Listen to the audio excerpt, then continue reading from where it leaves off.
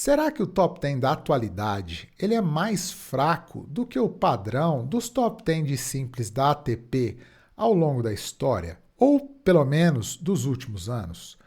Eu vi esse debate, que é muito interessante, sendo feito pelo Lucas Knipe, no canal dele, em diálogo com o New Balls Please. E eu resolvi entrar nessa seara também, porque, além de ser muito interessante, eu discordo um pouco da posição do Lucas de que esse top 10 seja fraco. Ou, na verdade, que ele seja diferente dos top 10, de outros top 10 de outros anos. E eu vou sustentar minha tese, que não é mais certa ou mais errada que outras, porque esse não é um debate que tem verdade absoluta, é um debate que tem opinião, com base na comparação do top 10 atual com o top 10 ao final do ano das últimas 11 temporadas, de 2014 para cá. E eu vou mostrar, com base neles, que há dois elementos que fazem com que a gente ache que o top 10 atual seja mais fraco ou que sempre os top 10 da atualidade, né, a gente tenda a olhar eles com diferença para o passado. A primeira é o saudosismo e um certo anacronismo. Como assim? A gente olha para os tenistas do passado e a gente não enxerga exatamente o que eles eram naquele momento, mas sim o que eles vieram a ser na carreira como um todo. Por exemplo, a gente bate o olho no Federer de 2005 e a gente não enxerga o que o Federer era naquele momento, mas sim a lenda que ele foi ao fim de sua carreira. Por exemplo, a gente enxerga o Federer com 20 Grand Slams, mas ele em 2005 não era o Federer dos 20 Grand Slams, era o Federer dos 23 anos. E o Federer de 2005, ele ainda era um tenista que estava construindo a sua história, assim como era o Nadal em 2005, que tinha acabado de surgir. Ao mesmo tempo, a gente não tem como prever o que serão os tenistas de hoje no futuro. Por exemplo, a gente bate o olho no Sinner, a gente enxerga o Sinner dos 4 Grand Slams. O Sinner que é número 1 desde o ano passado, a gente enxerga o Alcaraz dos 22 anos, ainda inconstante.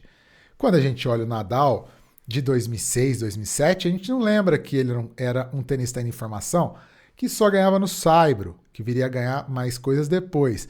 A gente já enxerga o Nadal completo, Nadal dos 14 Roland Garros, dos 4 US Open. Ao mesmo tempo, a gente bate o olho num Wawrinka de 2009 e a gente vê o Wawrinka dos 3 Grand Slams, o Wawrinka que desafiou o Djokovic em 2013, 2014, 2015, 2016.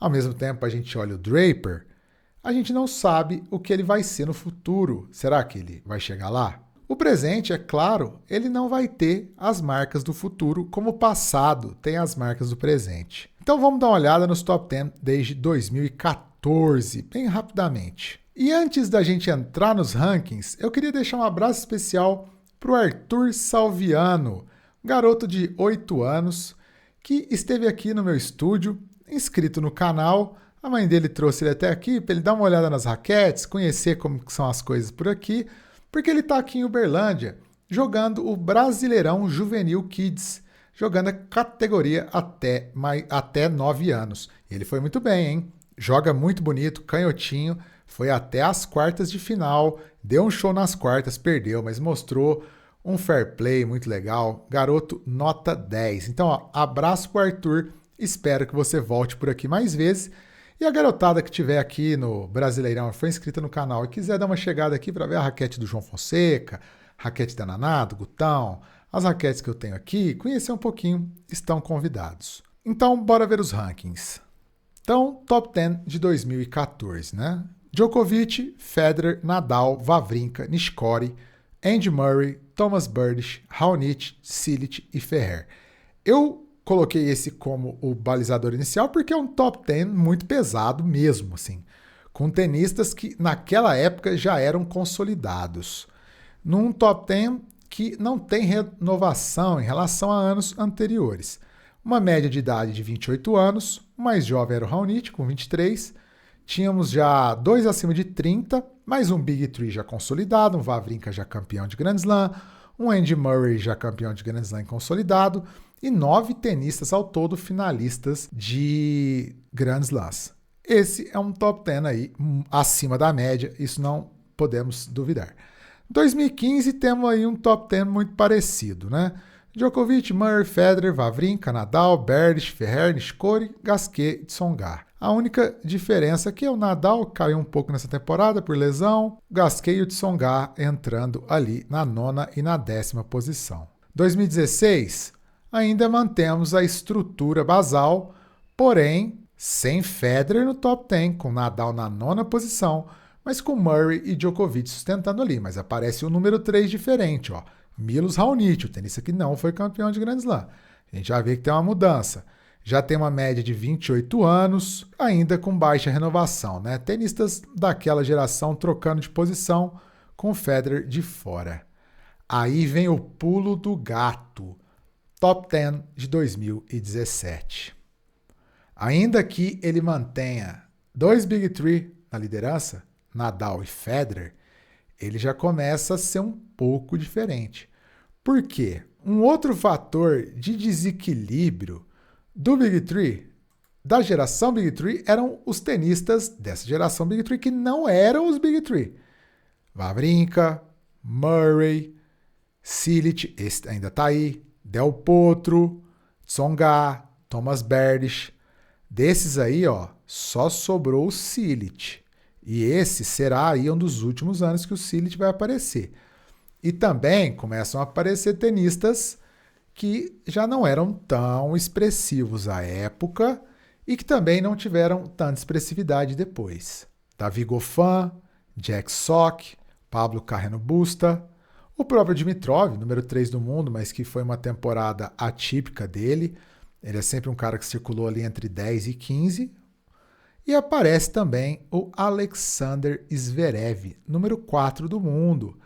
Curiosamente, que se mantém na mesma faixa de ranking até hoje. Número que é atual número 3 do mundo. Então, 2017 a gente já viu uma mudança, né? E o Djokovic não estava, né? Estava lesionado, estava desmotivado, estava lá meio que nas montanhas com o guru. E também some o Andy Murray, também por lesão, nunca mais voltaria ao top 10. Média de idade, mais ou menos a mesma, né? Porque você teve ali alguns tenistas não muito novos entrando no top 10, com exceção do Zverev, né? Eu acho esse top 10 mais fraco que o atual. E eu esqueci de falar, o número de vencedor de slams, ele já cai em relação ao de 2014. 2014 eram 6 campeões de Grand Slam. Aqui, ó, nós já temos 4. Federer e Nadal concentram os Grand Slams todos, Marin Cilic e Stan Wawrinka.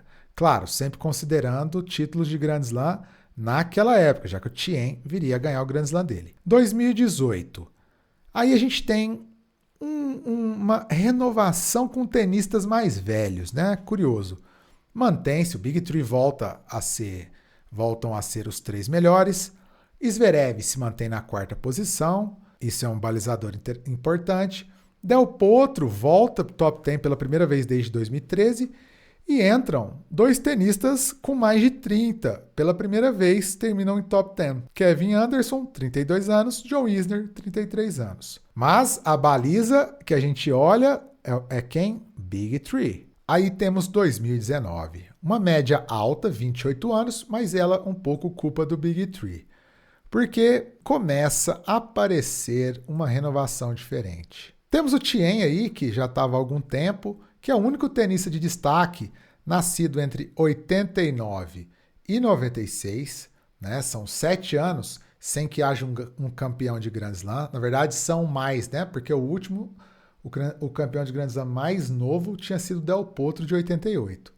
Mas o único tenista que disputa alguma coisa no topo. Mas já começam a aparecer 2 outros tenistas aí que serão finalistas de Grand Slam.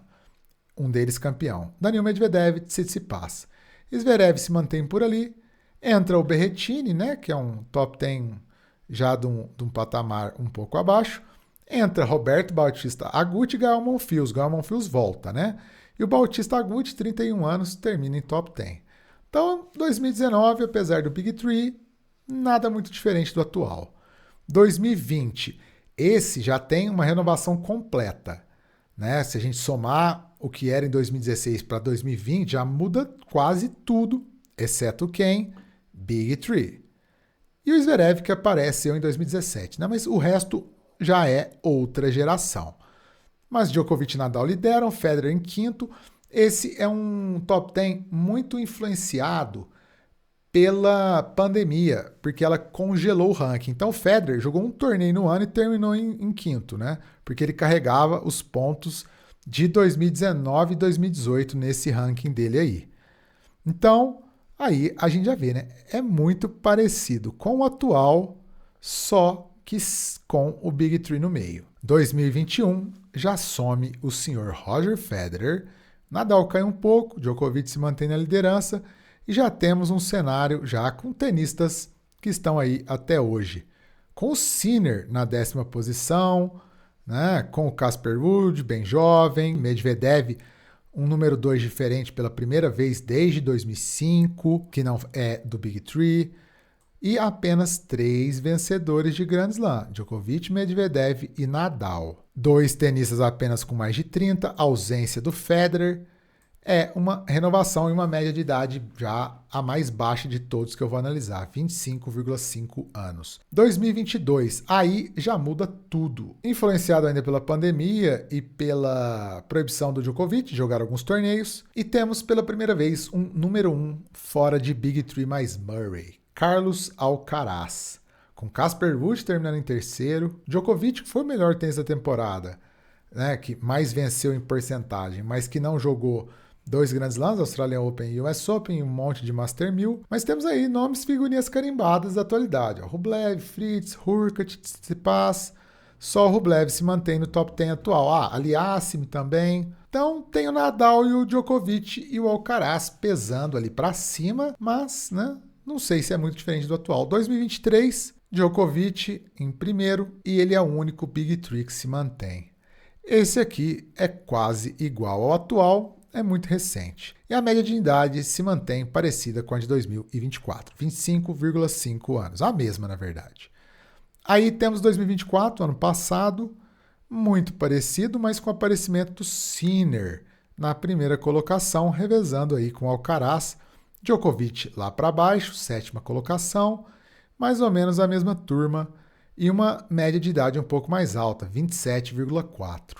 E assistimos à consolidação de Sinner e Alcaraz. 2025 atual, não de final de ano, porque a gente não está no final de ano ainda, um muito parecido com o do ano passado, mas com algumas mudanças significativas, né? Jack Draper entra, Lorenzo Musetti, volta Holger Rune, Ben Shelton, Andrei Rublev já na 10ª posição, Taylor Fritz um pouco mais para cima, e se mantém ali o Zverev firme e forte no top 4, na 3ª colocação, a mesma dele desde 2017, né? A mesma faixa.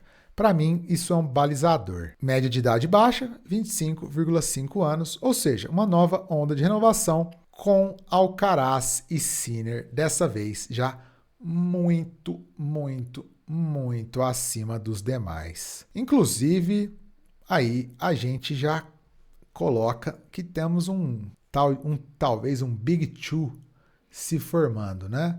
O Djokovic ainda é competitivo, mas com 38 anos, e outros tenistas que não sabemos qual patamar eles estarão. Alcaraz e Sinner já sabemos que são lendas, se parassem hoje seriam lendas já. Mas outros tenistas que não sabemos o patamar. Mas aí há, esse ano, uma troca clara. Não há mais Big Three. Não há mais resquícios de Big Three. Não há mais domínio do Big Three, ainda que haja o Djokovic ali atrás. Mas temos agora um novo reinado consolidado. Então, é isso que eu penso, sabe? Esse top 10 atual não difere muito do que tem sido 2017 para cá. E talvez no futuro a gente olhe esse top 10 atual de 2025 e enxergue um top 10 que é mais forte do que a gente enxerga ele hoje. Porque a gente vai olhar para o Sinner e o Alcaraz com a carreira inteira deles fechada. A gente vai olhar para o Draper, para o Rune, para o Shelton, também já com as carreiras avançadas, né? Então, em termos de bola jogada, eu acho, na verdade, que houve uma evolução do jogo, uma evolução normal, esperada, né? De mais potência, mais físico. O que difere um pouco do que era o top 10 em 2016, que era um top 10 com mais técnica, né, com mais versatilidade tática. Isso também influencia um pouco o nosso olhar, né? O tênis hoje ele é mais igual, todo mundo joga muito parecido. Isso também é um fator, deveria ter mencionado no começo. Mas para mim é isso, o fiel da balança, de a gente olhar para o passado, é o nosso saudosismo e é o Big Three. Eu acho que o Big Three é a grande baliza. Eu vou mostrar uma tabela final aqui, que é o top 10 ano a ano, sem Djokovic, Nadal e Federer. Aí a gente vai ver que, tirando essa baliza, não há tanta diferença assim em competitividade. Aí eu vou deixar um tempo aí, quem quiser dar uma olhada, dá uma pausa e vai comparando, né? Se a gente vê esse de 2017 aqui, ó, Thiem, Medvedev, Tsitsipas, Zverev, Berrettini, Bautista Agut e Monfils, eu sou mais o atual, com Sinner, Alcaraz, Zverev, Fritz, Draper, Musetti, Shelton, Rublev e até, eu diria, e até dá para incluir o Djokovic nesse caso, porque ele não estava no de 2017. Enfim, a minha opinião vai por aí e eu acho que o top 10 segue na normalidade e tem uma característica que no futuro podemos olhar e talvez dizermos que é em comum com os que a gente olha com saudosismo, Big Three, Sinner e Alcaraz. E por fim, quero escutar a opinião de vocês nos comentários. O top 10 atual é tão mais fraco assim do que os top 10 do passado? Um abraço a todos, se inscrevam no canal, curtam o vídeo, ativem o sininho das notificações e um abraço especial para a molecada que está jogando o Brasileirão Juvenil aqui em Uberlândia. Vou falar disso depois. Valeu!